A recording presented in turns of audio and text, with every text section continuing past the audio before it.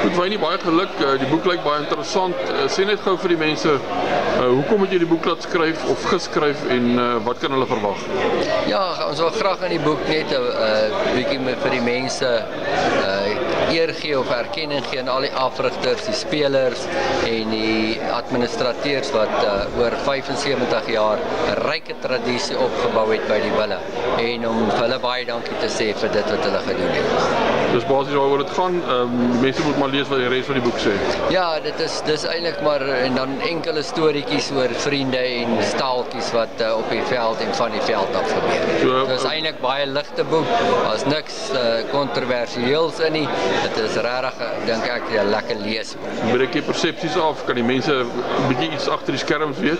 Ja, daar is enkele van die toerstorieetjies wat ons vertel het en wat spelers self vertel het en ek dink die vertellings van die spelers gaan die mense baie geniet. Baie dankie.